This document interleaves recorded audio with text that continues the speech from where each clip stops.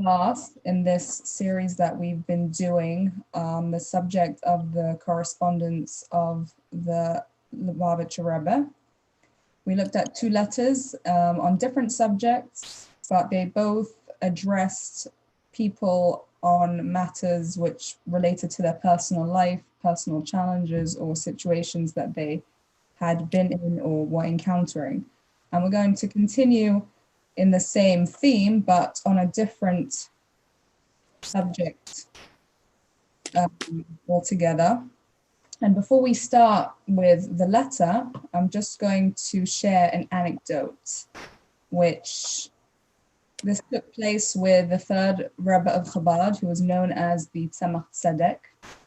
And as you know, we have the Seder, the Passover Seder. There's a sequence of steps that we're supposed to follow. There's certain customs, and one of the steps that we do is called Yachatz, which is to break the middle matzah into two pieces, and we take the larger piece and we put that away to be consumed later on. And the Seder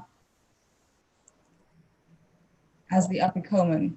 So it once happened at the Seder of the Tzemach Tzedek that there was an individual who broke his piece of matzah in half, and it was quite an even split.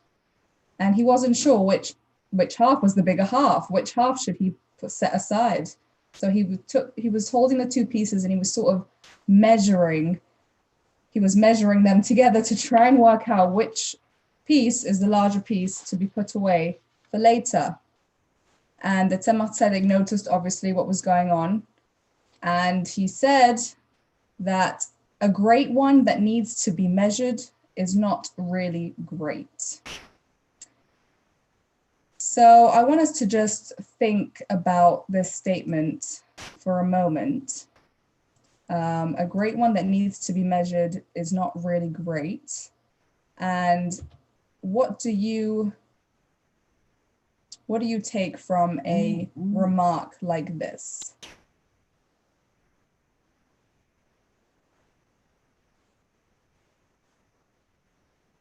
Sorry, I'm just having some trouble here sharing my screen, but we can still continue the conversation.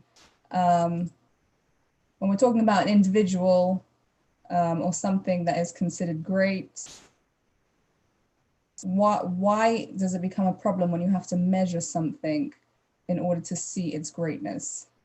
I have muted you all because I wanted to prevent background noise, but if you'd like to For me, like it reminds me if in yes safek as en safek is, I don't know how to say it in English. Like if you don't see the brightness right away, so maybe it's not there, right. Something like that. Okay.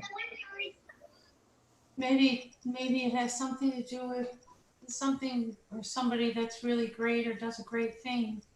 You would notice it right away. You wouldn't have to measure it. Okay, so once you have to start looking too closely, then the greatness is not great enough. So maybe it's not great at all. Is that what you're saying? Yes, something like that. Yeah. Right. Okay. So it's a very interesting comment, and obviously there is wisdom in there for us to learn about and talk about. And this is going to lead us into the subject that we're discussing today, which is about our inner yardstick. Because as human beings surrounded by people, when we're trying to evaluate ourselves and where we're up to, and if we're accomplishing something and we're contributing, we often tend to look around and see how other people are performing and see how we are performing within that context. So we're going to try and understand whether that's an appropriate thing to do, or what might be a more effective and better way of approaching things. So the letter that we're going to be looking at today is actually a letter that the Rebbe wrote to a young boy who was only about 13 or 14 years old.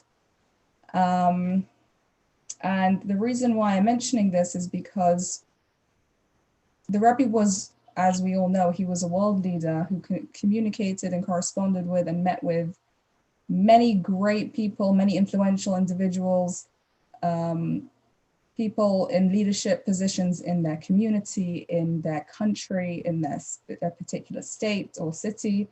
And as we look at this particular letter, we will see that the Rebbe addresses this young boy with all the seriousness and all the gravity of somebody who deserves to be related to and spoken to, just like he would to any other person who perhaps would be in a prominent position, more prominent position.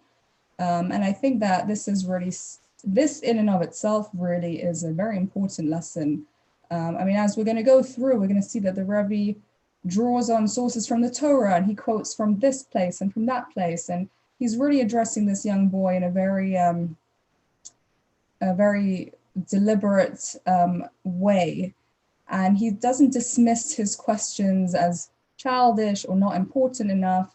And this is really something that the Rebbe was able to do across the board with all people of all sorts of backgrounds and circumstances.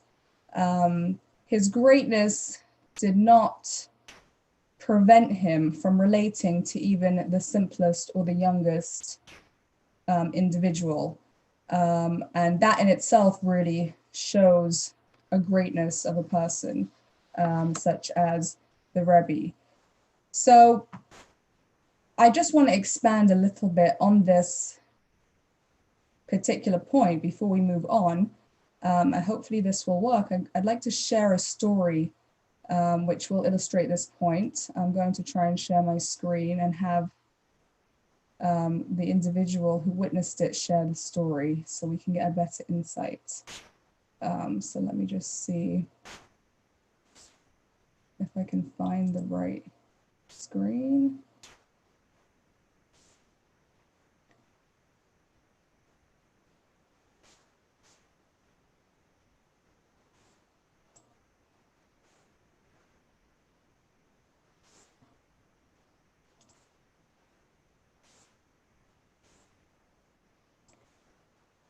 So as you'll see, this is from an event that took place, I think it was yesterday or the day before, and it's a panel, but I'm just taking out a clip of it so we can hear the story.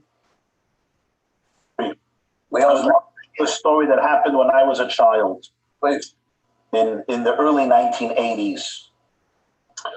There was an old man, I'm sure Rabbi Friedman remembers him, his name was Zalman Teibel.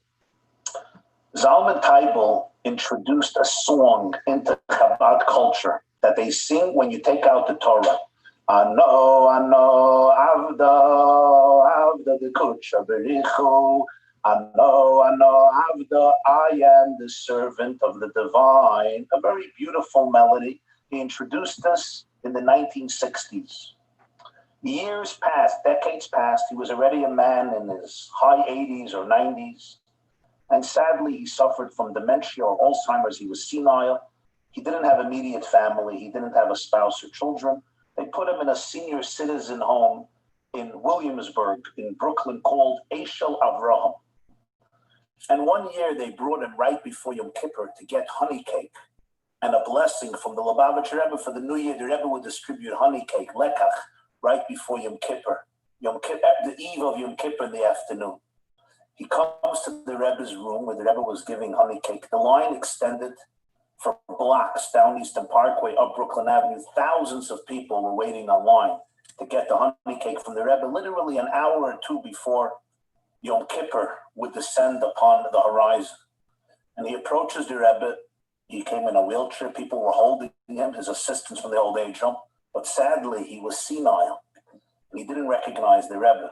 He was there, but he was out of it. And the Rebbe looked at him and started to wave the cake because they had a very close relationship. Reb Zalman Teibel was a devoted chassid and disciple of the Rebbe. And now the Rebbe saw him after a few years of being in a senior citizen home, and he was completely out of it. It was a painful moment, and the Rebbe wanted to connect to him consciously, but he couldn't. And the line was going very, very fast, and Zalman Teibel was just out of it.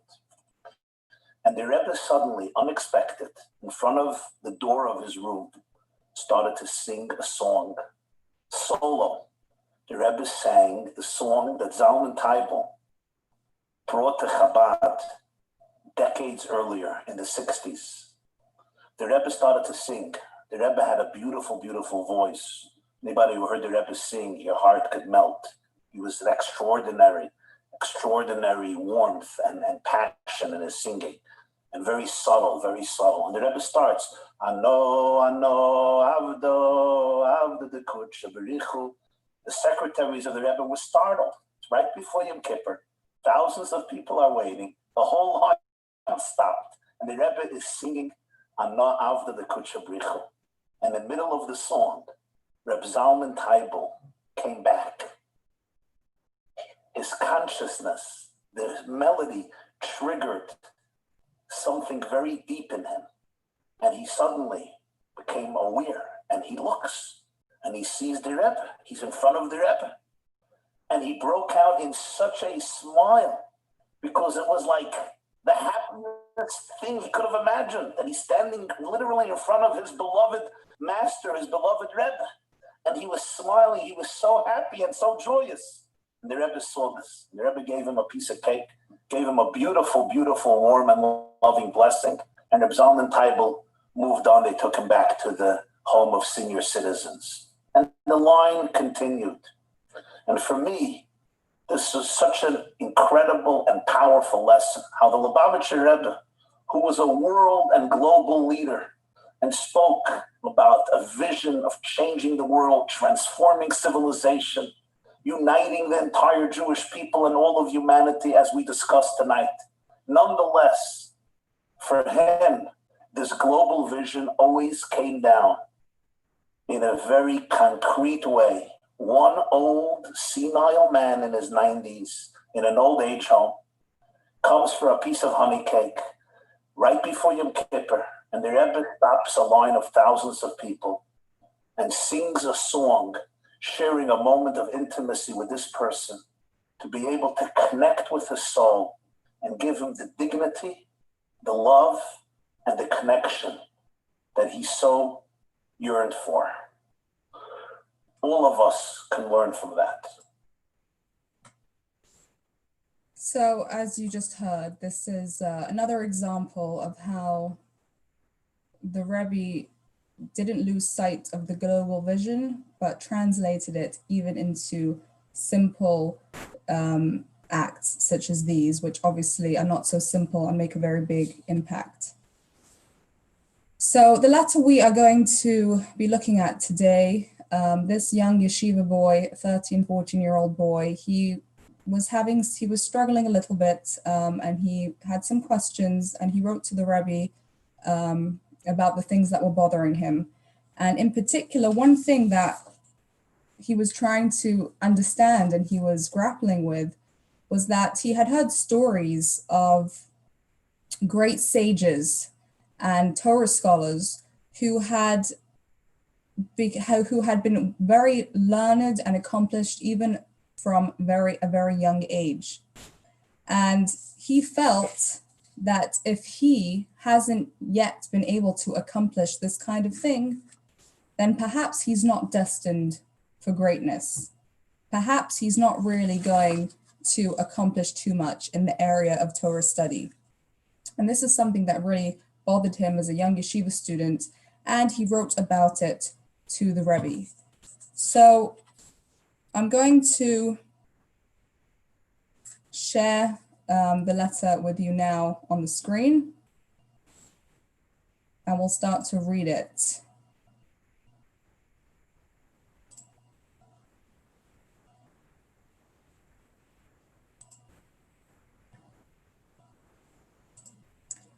Sorry, I'm having just a bit of technical issues over here. Okay, we'll try it this way.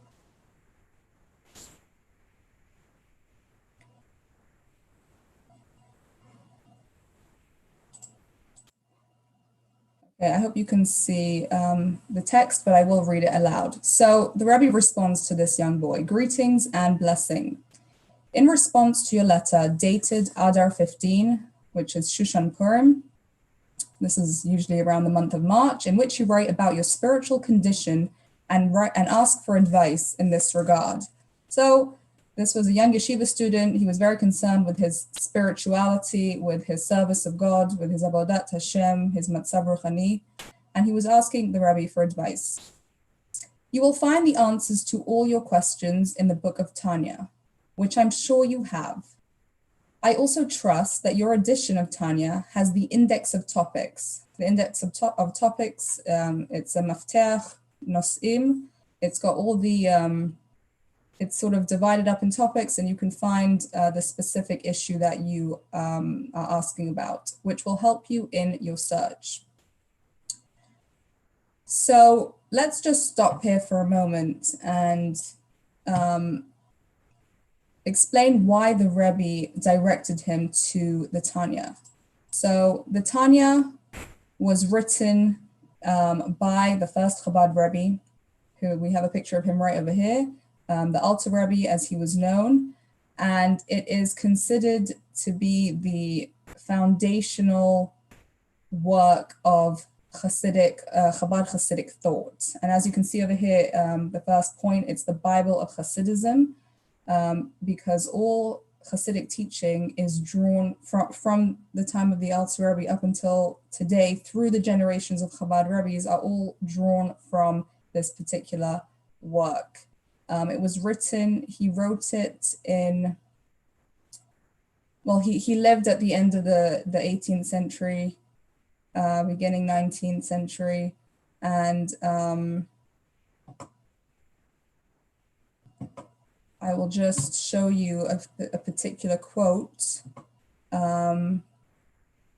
which he wrote at the beginning of this, in the introduction of this particular book.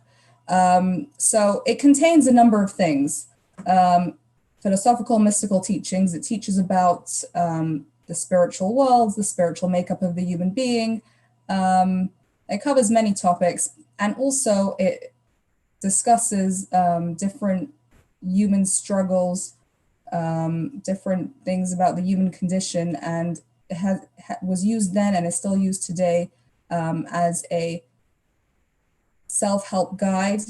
And I will show you the quote that this Rebbe writes in the introduction of this work. I have therefore recorded all the replies to all the questions. So he had many students and many individuals coming to him to ask him for advice, to share what was on their hearts, what they were struggling with.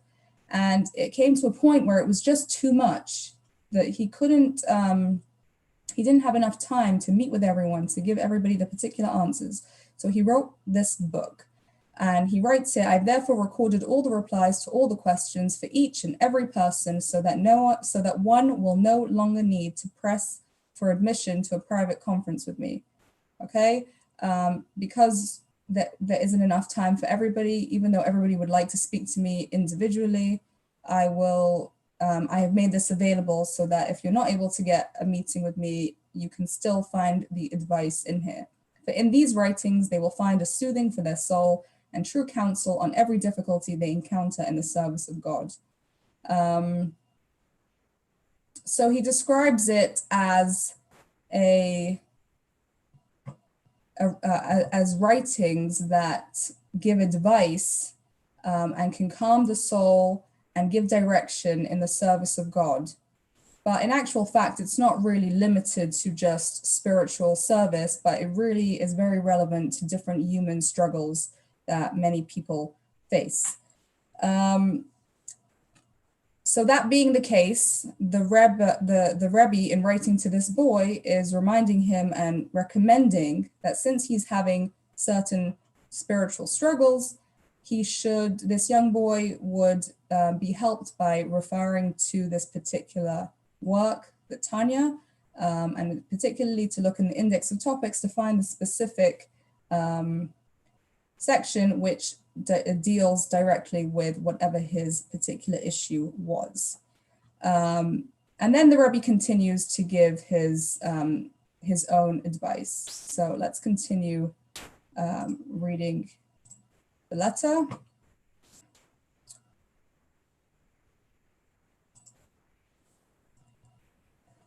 Now, in response to your question regarding what is written and told about those who at a very young age were already renowned as prodigies and great Torah scholars, okay? So what's known in Hebrew as an Eloi or a Gaon, there were these people and generations bygone who were well-versed in the Torah from a very young age. What is the point in questioning why no two minds are the same? Okay, so the quotations, when there's quotations here, it's the Rebbe's quoting from different sources in the Torah or in the Talmud, especially in light of what is explained in the 4th chapter of Tanya, that a person's understanding of Torah depends on the extent of their mental capacity and the supernal root of their soul. As Tanya explains the meaning of the Mishnah, be humble before every person. So this in Hebrew is v'havei shval ruach b'fnei kol adam. You should be humble before everyone, that every person possesses a quality in which they are greater than their fellows. Similarly, the Tanya notes in section 7 of Igeret HaKodesh that a person's success in any given mitzvah is because it so arose in the divine will. So let's break that down and try and expand on what the Rebbe is telling this young boy over here.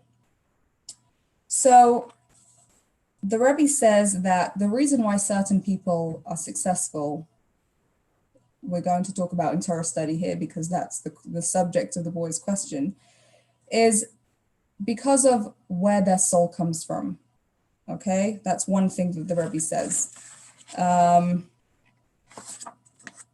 The Rebbe also says it's because of the extent of their mental capacity, which is really also something that is God-given.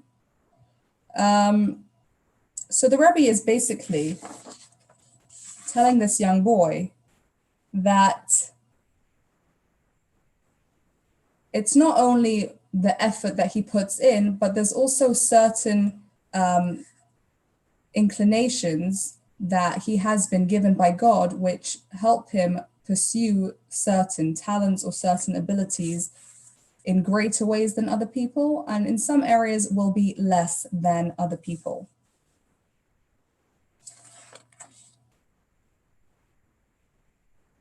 So let's try and understand this a little bit more.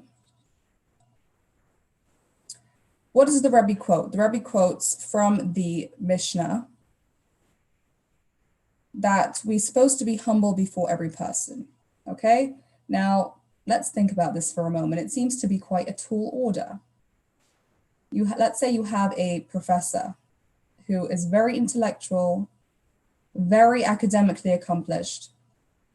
How can such an individual, when they encounter or when they think about somebody else who is not as intellectually accomplished, is not as learned, doesn't know as much, doesn't have the same knowledge, doesn't have the same thinking abilities, analysis abilities, how can the professor feel humble before that type of individual? Clearly, the professor is a lot more able and a lot more talented in that field than the other individual. Another example, you have a philanthropist who donates large sums of money to very important and worthy charitable causes. And there's another individual who likes to hold on to their money and does not want to contribute and is quite stingy in that regard. So how can the charitable philanthropist feel humbled before an individual who refuses to help others with the money that God, with a bounty of money that God has given them?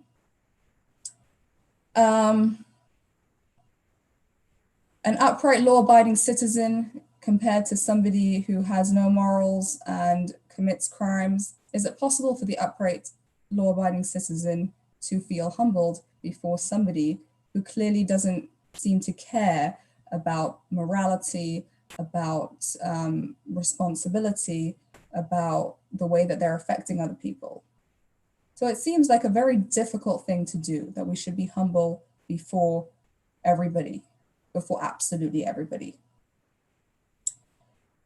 But the Tanya actually explains that when somebody is challenged in a particular area, so let's say the individual who finds it difficult to give charity, the individual who doesn't have the intellectual ability to study in advanced studies or to do research or to make inventions, or the individual has difficulty with basic human behaviors.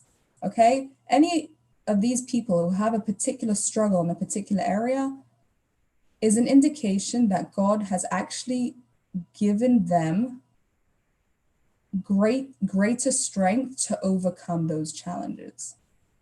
So for somebody who's not challenged in the area of kindness, they don't necessarily have the same strengths in the area of kindness as the other individual who struggles with being kind to another person. Now, the fact that the person has not yet overcome this negative inclination or this negative, or perhaps it's not negative, perhaps it just seems to be a lack of ability. Just because they haven't overcome it yet, that's just an indication that they haven't reached the full potential. But the truth is that they really have those strengths deep within them. And they just really have to find the opportunity or find the gateway that's going to cause them to say, okay, I'm going to stop. I'd like to do better, or I'd like to improve, and dig deep inside themselves and pull out that strength from within them. So basically what the Rebbe is telling this young boy, instead of looking at the fact that you are not a child genius and feeling disheartened and feeling like that indicates that you will never amount to much in Torah study and in learning, recognize that the fact that you feel like you might be struggling in this area is because you really have the strength to overcome the challenge and to do very, very well in this particular area. Our ego often gets in the way and sometimes makes us think in this kind of black and white way, where if I can't be the best at this particular thing, then I may as well not do it at all. And I think we touched a little bit upon this in previous classes. So for this young boy, he might have thought to himself, well, if I'm not going to grow up to be a Torah scholar and a genius, then maybe I shouldn't be studying Torah. But the Rebbe is telling him, don't be disheartened. Don't think that this is showing that you can't. Realize this is showing that you actually have much stronger abilities than some other people do. It's just about you needing to tap into them. And yes, you do have to work very hard. It is a struggle.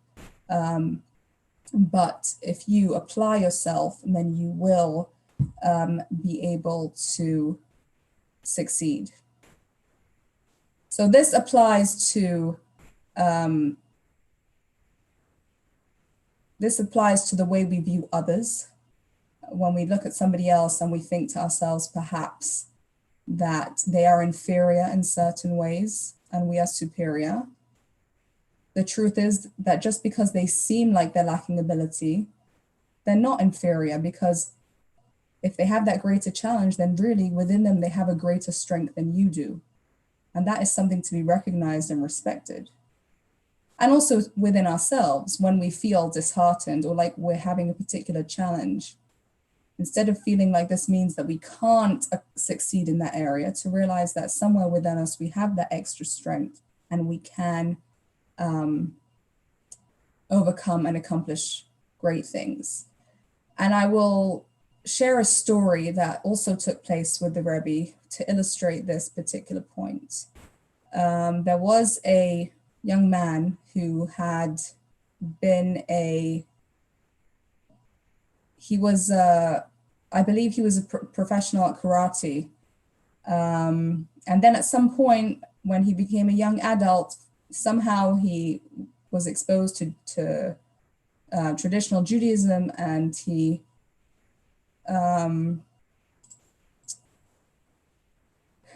was drawn to it, and he started to become observant, and he went to study in a yeshiva. But he had come to Torah learning later in his life. He hadn't been studying since he was a child. And he was really at the beginning of his Jewish studies. And he came one day with his mother, I believe, to see the Rebbe and to speak to him. And he was discussing with the Rebbe whether he's ready to start thinking about marriage. And the Rebbe asked him if he's done his rabbinical ordination, if he's gone through that course of study to become ordained as a rabbi. And the man said, this young man, he said, no, he hasn't done it yet. Maybe he'll do it soon, maybe after the wedding. And the Rebbe said to him, no, it's a good idea for you to start now, to do it before, to start even before you get married. And the way he describes it, he said, this really came out of the blue. He said, I was really at the beginning of my Jewish studies, and rabbinic ordination comes at the, after a child has been through yeshiva, day school, and then a full-time immersive yeshiva as a teenager, and then graduates from that. It's sort of the end of the, it's really at the advanced stage of studying where somebody goes for their rabbinic ordination. So he was really surprised and didn't know what to make of this recommendation of the Rebbe's that he should do this. And he wasn't sure what to do. And after the meeting, he consulted with one of his teachers and rabbis, and he was encouraged that he should go ahead with it. And he said it was really, really difficult. It was very hard learning to study. You have to study all these laws, and not only do you have to study the laws, but you have to study the sources from where they come from and understand different layers of the transmission of these laws and applications. And it's really a lot to learn for anyone, especially somebody so early on in their Jewish learning. Anyway, he said it took him about 2 years, but he did it. And he said everybody was so, couldn't believe it, because they looked at him, they thought of him as an ex-athlete. He's not the type to study Jewish law and to become proficient in it and to know it really well. But he did it, and he got so into it to the extent that he then went back to the Rebbe and asked him for a blessing to then go and take a more advanced rabbinic certification, which the Rebbe obviously gave him a blessing for that. And this man went on to be an expert in the laws of the laws of family purity, of Jewish marriage and Jewish family life. And he published books on it, books that have been sold, and a number of editions have already been printed. So not only did he succeed at the first level of rabbinic ordination, which many, many, many people are able to achieve, but he actually went on to become somebody who is considered an authority in that area. He wrote a book about it, more than one, which is really something quite incredible. And it comes back to the point that the Rebbe is saying over here in this letter, which is that when you feel like you're challenged in a particular area, like this individual, he seemed to be challenged in the area of studying Jewish law in an advanced way. But not only was he able to achieve the first level, he became very advanced and very proficient to the extent that he could be an authority for others and teach others, which shows that inner power that he had to be able to accomplish that. And the surface reading that he's an ex-athlete and he's not academic was not an indication of his abilities. It was actually an indication that really he's able to accomplish this, and therefore he should go for it. So that is something, that is the way that the Rebbe wanted to encourage this young man as he looked towards the future to try and decide where his path would take him and which way he would go. Let's continue with the next part of the letter.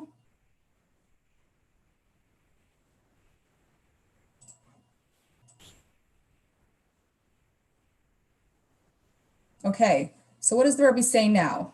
So we're up to the second paragraph of this slide. So I'm surprised by your entire attitude. A person's purpose in life is not to surpass and be greater than someone else. Rather, as the Mishnah states, I was created to serve my Creator. If God desires that one person should achieve greatness in the mitzvah of charity, and another person should achieve greatness in Torah learning and so on, then each should fulfill the divine purpose for which they were designated.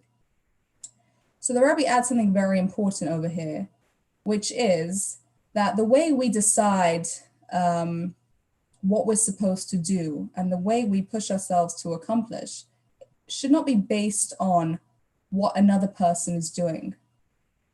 We have to look within ourselves and think, God created me. He's the creator. He created me for a certain purpose. I'm here for a reason. And God made it that certain people should achieve greatness in one area and other people should achieve greatness in another area. So the examples that the Rebbe brings over here, one person achieves greatness in the midst of charity, another person achieves greatness in Torah learning. And when each person fulfills and focuses on the purpose for which they were created, they are fulfilling the divine purpose, the purpose for which God created them. Let's look at the ending over here. Obviously, all of this applies only to the question of where a person should place their priority and energy, for every Jew is obligated in all 613 mitzvot and in the study of Torah, which is the equivalent of them all. So the Rebbe is pointing out that when a person realizes that they have certain abilities in a particular area, or that they have a challenge which they're trying to overcome, which indicates that they should try really hard in that area and therefore succeed. It's not to the exclusion of other obligations that God has given all of us, right? God has commanded us all the commandments equally, right? But when we're talking about where to focus a special additional energy, that additional energy should be directed towards areas where we have strengths or even areas where we have struggles. It's sort of two different sides of the same coin. And I'd like to expand on this in the following way. So as a young child in our community in London, there was a particular individual whose name was Raphael Nuriel. He actually passed away very recently, just about 2 weeks ago. I'm going to mention his name now, Raphael ben Nissim Chayel. That the study that we're doing right now should be in a merit for his soul and cause elevation for his soul. And what was remarkable for me about this particular individual, he was part of our community and attended the same synagogue that my family attended and still attends now. He actually prayed, he actually sat at the same table with my father and brothers for the prayers. And he was the kind of man whom there are some people who make a big impression and inspire people, and by speaking and speaking a lot and being sort of not loud but very noticeable and sharing their ideas. And some people make an impression just by who they are, just by being who they are and acting in a certain way. And Raphael really was an individual like that. He didn't need to say anything. It was just the way that he carried himself, the way he interacted, which spoke volumes and made a tremendous impression. And my father actually described how he would sit at the table praying with such concentration and such feeling and such sincerity.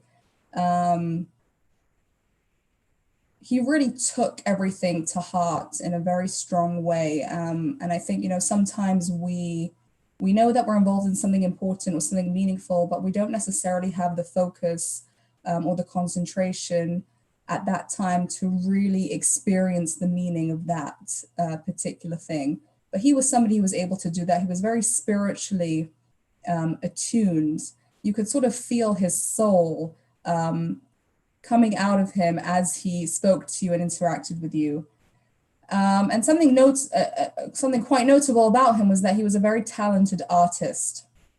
He actually was born in Iran, and he, from a young age, he showed talent in art.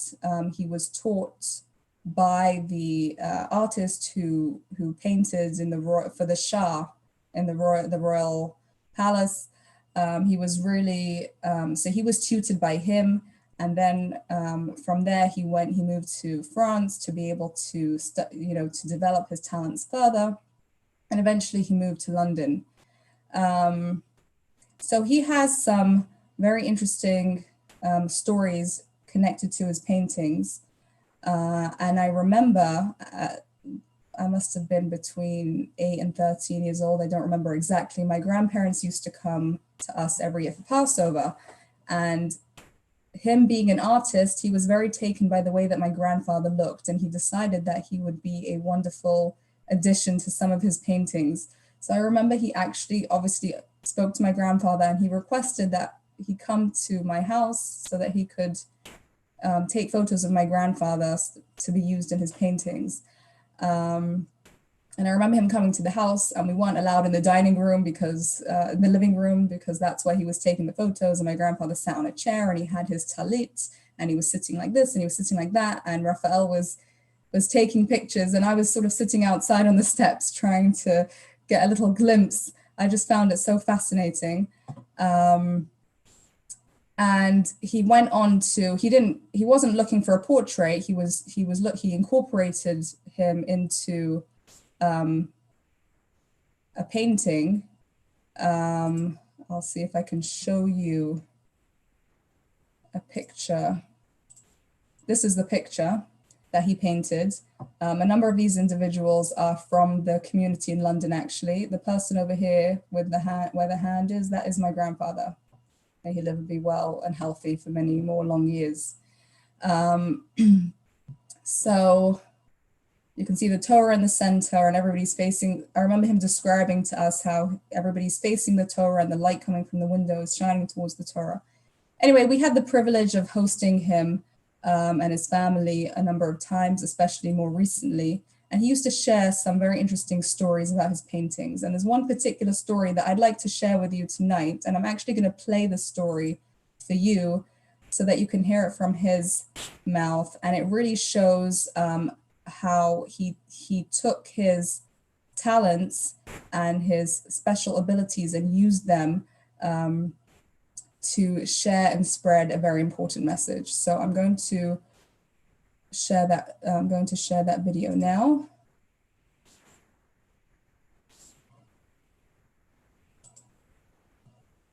Mr. Raphael Noriel is an acclaimed Jewish artist. I decided to paint Rebbe and his father-in-law together. I searched for lots of photography, lots of pictures, but I couldn't find any. Anything which I liked, really. Eventually, the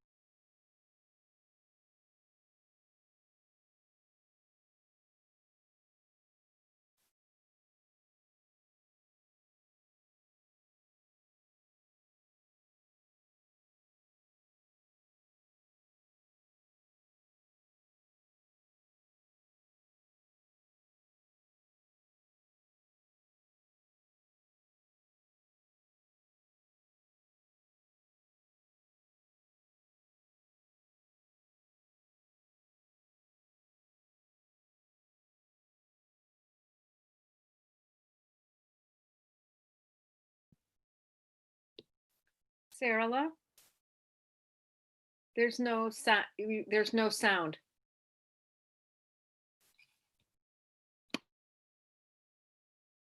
We can't hear you too. Oh, I'm so sorry. Okay, when did you lose the sound? Pretty early on. Okay, so let me just start it again. I apologize. Thank you. Thank you. Rafal Nuriel is an acclaimed Jewish artist. Can you just tell me if you hear? I decided to paint Rebbe and his father-in-law together.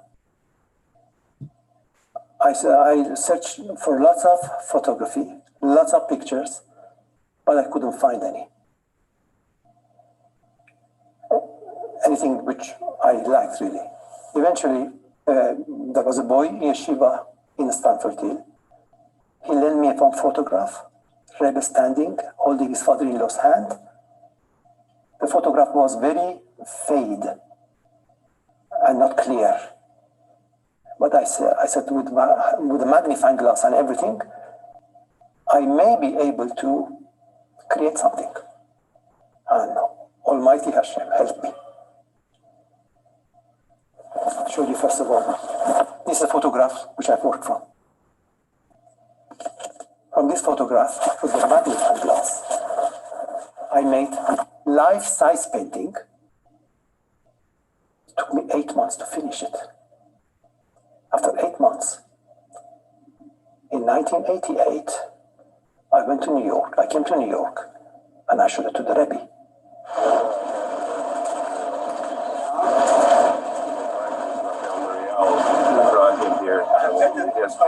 Photograph with a magnifying glass. Thank you very much. It has been a good start for doubling your efforts in spreading Yiddish. From that moment, even me, not wanting to spread Judaism, unusual things happened through my paintings, which I am surprised. How bracha, a blessing of a tzaddik, can penetrate is unbelievable. Unbelievable. And I have stories relate to this painting and how people came close to Judaism through that painting. Can you one story? I was in Miami, Florida. I had an exhibition there 10 years ago. When the exhibition finished, I decided to go around and look at the street in Miami, galleries. What's happening in such a beautiful town? I never saw the town before. I was busy with my work. In Bal Harbor, I saw a gallery selling animations, Walt Disney character, cartoons, and stuff like that. I rang the bell. Someone came. In his mid-70s or early 70s. On every finger, he had different ring. Leather jacket, tight jeans. What do you want? Oh my God. Nothing. Is it possible to see your gallery? Come in. I said to myself, I'm sure I'm in the wrong place. As soon as I was debating with myself, a feminine voice I've heard. Are you an artist? I turned. I gathered she was his wife. Yes, I am an artist. Oh, you're holding your portfolio. Is it your album? I said, yes. May I see it? With pleasure. She started to look in pictures until she reached painting of the Rebbe. Wow, you painted this rabbi. I said, yes. Why? I said, because there are some feeling I have towards Rebbe, some stories I have about Rebbe. Please come in my office and tell me why. I went to the office and he offered me some coffee and I began to talk to him. When I finished, it was tear in his eyes. He says, we Jewish people, I gathered that he was Jewish. Then he said to me, you know what, I don't believe in Almighty, but this painting of your rabbi moved something in me. You have copies of that? I said, I have a limited edition of 358 copies. Please give me one. Bring it tomorrow for me. I pay you whatever you want. I said, you don't have to pay whatever I want. There's a price. He said, please bring it. So next day I brought him a picture of the Rebbe. Lithography is printed on a paper. And it wasn't framed because of I was flying from one city to another city. I didn't take them framed because it's very difficult to handle. I gave him one copy and he was very thankful. Then he took the copy and he said, I'm going to put it in my shop window to see how it looks. He went and I put a picture of the Rebbe among his animations, like Donald Duck, like movie cartoons, Rebbe, and another funny character. A month later, I decided to call him and see what Mel has done with my picture, still in his shop window. I called him. I said, Mel, I'm Rafael. Oh, hello, how are you? He didn't even let me finish my word. He said, you know what I've done with the picture? What? I spent $500 just framing it. I'm not going to sell it. It's one of my good pieces. I put it in my shop window. From next door shul. Boys pass by. They see picture of the Rebbe in my window. At age of 75, they come and fill in for me. Then I didn't know what to say. I remembered what Rebbe said to me. Spread Yiddishkeit with your work. And it happened, automatically happened. I was not planning to do it, automatically happened.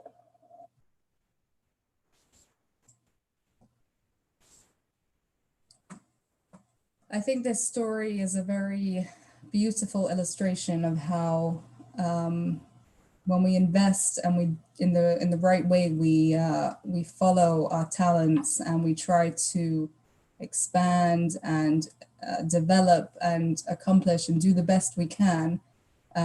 We're really able in any area that it might be, we're able to find the divine mission, find God's purpose in that particular area and do something for God in this world and accomplish the reason why he has put us here. And this is really something, as you can see, it's not what you necessarily would think in the conventional way when you talk about fulfilling God's mission, but it's something that really, spread awareness of God and holiness in a corner of the world where it wasn't really felt before. I think we've learned a number of powerful, relevant and important things tonight.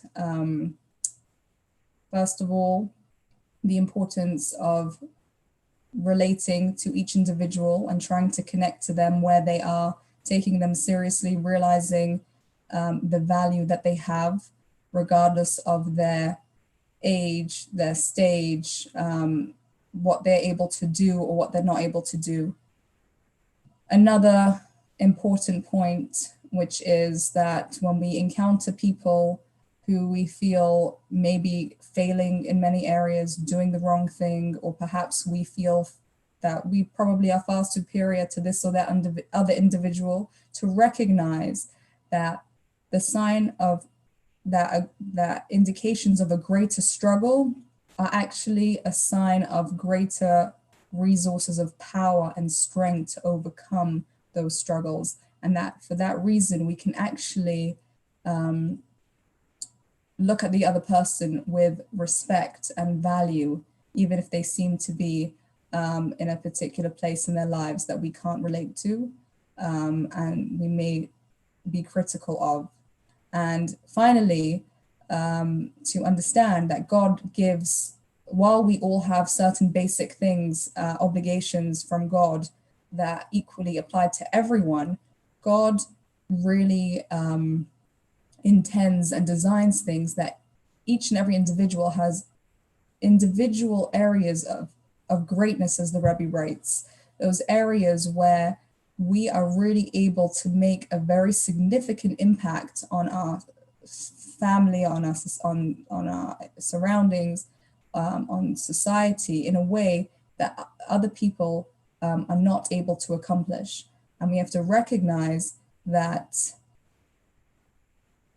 we are able to bring holiness and godliness and meaning in these particular areas that we have special abilities, and try to use those abilities in that direction. So I would say it's really a lot to think about, and plenty to apply. It's really a recipe for many years of work. But just like the Rebbe was able to accomplish something great by a simple act, we should remember that even by doing one little thing in any of these areas, we are definitely accomplishing something tremendous. And to recognize the value of that, and also obviously to build on it, because each thing adds to each individual act adds to the previous one and is cumulative to have a positive effect on ourselves, obviously, and on our mission and purpose in life. Having said that, I'd like to ask you, first of all,